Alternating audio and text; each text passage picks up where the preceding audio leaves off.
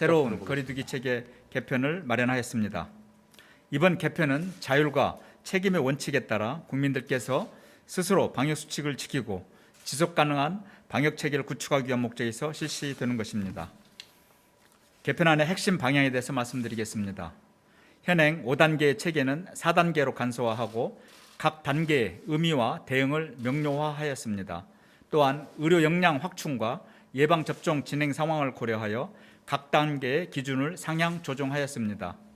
자영업, 소상공인 등에 대한 규제는 최소화하되 사적 모임 제한 등 개인의 활동 규제는 유지합니다. 현재 유행 특성이 소규모 접촉에 의한 감염이 우세한 점을 반영한 것입니다. 방역 관리에 있어 지자체의 결정 권한을 확대하고 각 부처와 협회, 단체 등의 참여를 확대하였습니다. 지역별로, 분야별로 자율권을 확대하되 이에 맞는 책임은 강화할 것입니다. 방역수칙 위반에 따른 벌칙은 엄격하게 적용하고 책임을 물을 것입니다. 각 단계의 주요 내용에 대해서 설명하겠습니다. 1단계는 유행이 잘 억제되고 있는 상태로 각자가 기본 방역수칙을 준수하는 단계입니다.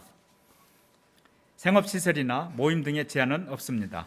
다만 1단계라도 실내 마스크 착용, 전자출입 명부 등 기본적인 방역수칙을 준수해야 합니다. 2단계는 지역의 유행이 시작되는 상태로 이용 인원을 줄이는 단계입니다. 각종 다중이용시설에서의 이용 인원을 줄이는 조치가 실시되고 사적인 모임은 8인까지 가능합니다. 위험도가 큰 유행시설, 노래 연습장, 식당, 카페는 밤 12시까지 운영을 허용합니다. 3단계는 권역에서 큰 유행이 진행되는 상태로 각종 모임을 최소화하는 단계입니다. 사적 모임은 4명까지 가능하며 예외를 최소화합니다. 위험도가 큰 다중이용시설들은 저녁 10시까지 운영을 허용합니다. 마지막 4단계는 의료체계가 감당하기 어려운 대유행이 발생하는 상태이며 유행을 차단하기 위해 외출 자체를 최소화하는 단계입니다. 저녁 6시 이후에는 2인까지로만 모임이 가능하며 대부분의 다중이용시설도 저녁 10시까지만 운영합니다.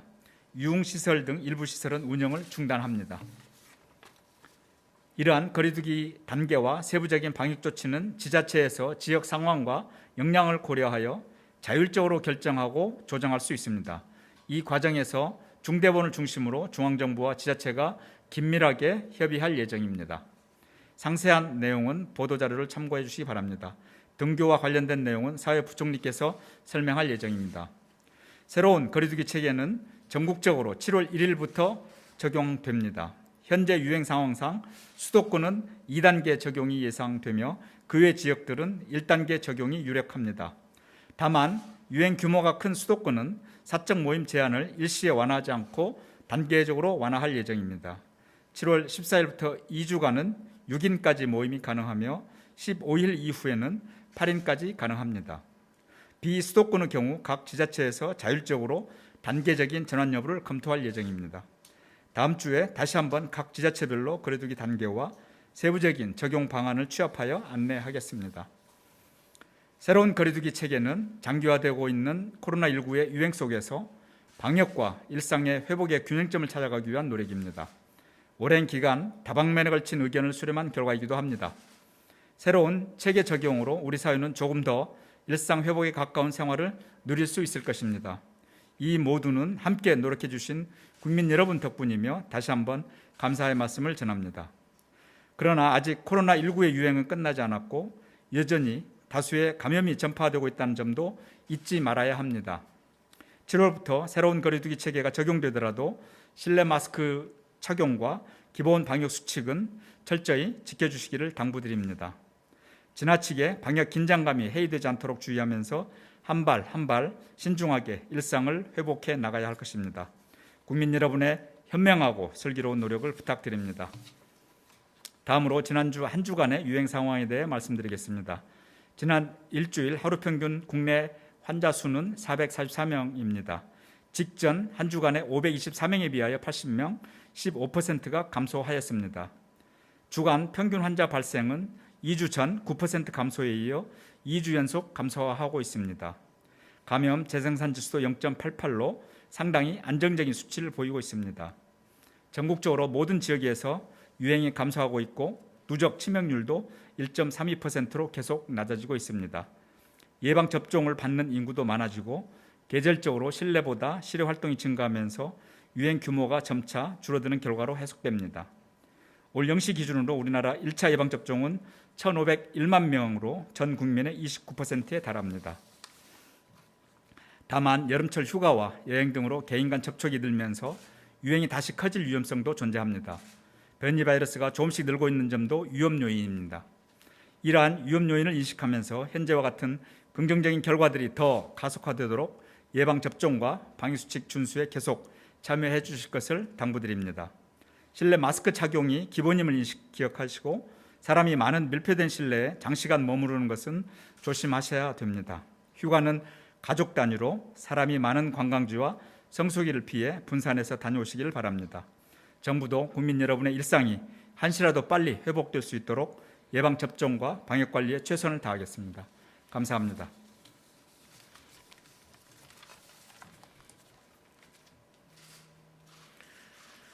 예, 다음으로 유은혜 부총리가 교육 분야 관련 사항을 설명하겠습니다.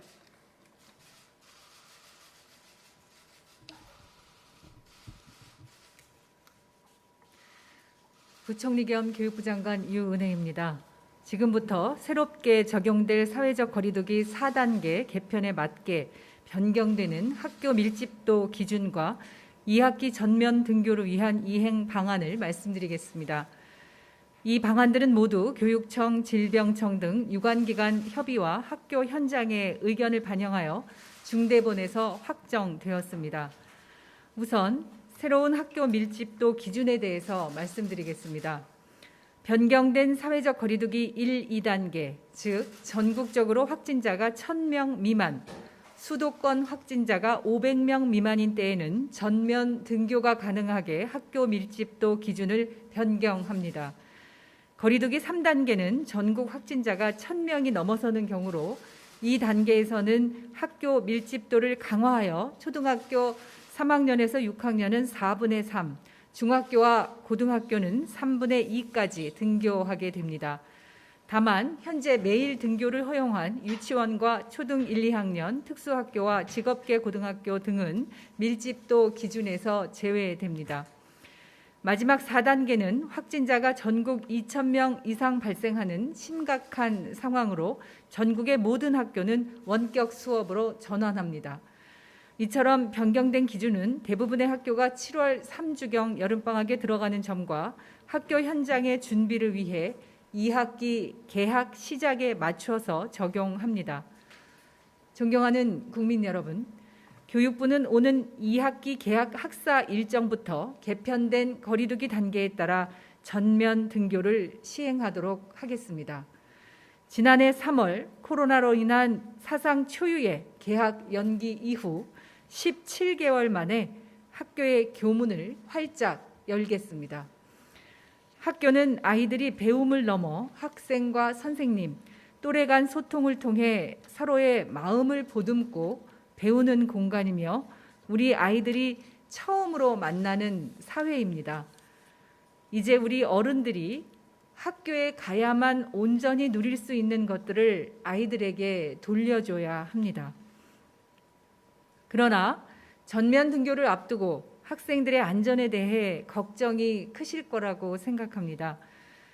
존경하는 국민 여러분, 코로나에 대응한 지난 1년 반여 동안 우리 학교에는 학교 방역의 경험이 쌓였습니다. 전체 학생의 73%가 등교를 하는 상황에서도 인구 10만 명당 하루 평균 확진자가 1.06명 발생할 때 학생 확진자는 0.76명으로 감염률이 약 30% 더 낮게 유지되고 있습니다. 또한 우리 학교에는 어떤 상황에서도 배움을 이어갈 원격 수업의 경험도 있습니다. 교사의 쌍방향 원격 수업의 비율은 작년 15%에서 올해는 78%로 비약적으로 증가하였고 전국의 모든 일반 교실 기각금 무성망 설치는 완료 단계에 들어갔습니다. 우리 학교가 가진 경험을 바탕으로 이제 학생들의 일상을 회복하기 위해 전면 등교에 나설 때입니다. 존경하는 국민 여러분, 교육부는 2학기 전면 등교를 위해 단계적으로 철저히 준비하고 부족한 점은 계속 보완하겠습니다. 1단계로 전면 등교의 사전 조치인 수도권 중학교와 전국 직업계고등학교를 대상으로 한 우선 등교 확대는 이미 앞선 6월 14일 시행하였습니다. 그 결과 3주 전 등교율이 약 45% 수준이던 수도권 중학교의 경우 67.5%까지 확대되었고 전국 직업계고의 약 80%가 전면 등교를 실시하고 있습니다. 또한 감염 상황이 비교적 양호한 지역 등에서는 1학기 내에 단계적으로 등교를 확대하여 이미 전면 등교가 실시 중입니다. 현재까지 전면 등교를 한 지역에서 학생 확진자가 유의미하게 늘어난 지역은 없고 지속적으로 모니터링하며 대응하고 있습니다. 2단계로 교육부와 교육청은 2학기 개학 전까지 철저한 학교 방역과 전면 등교 준비를 체계적으로 진행하겠습니다. 우선 전면 등교를 위한 백신 접종이 차질 없이 시행되도록 만전을 기하겠습니다. 8월 하순까지 학교에서 종사하는 모든 교직원과 고등학교 3학년 학생들에 대한 백신 접종을 계획대로 진행하겠습니다. 특히 고3 이외의 수험생은 이번 9월 모의평가를 접수하는 수험생을 기준으로 8월 초순부터 백신 접종에 들어가게 됩니다.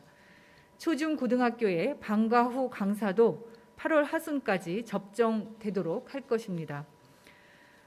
입시를 담당하는 대학 관계자와 입시 관련 예체능 학원 강사의 우선 접종을 질병청과 협의하고 있으며 접종 시기가 확정되도록 구체화하겠습니다.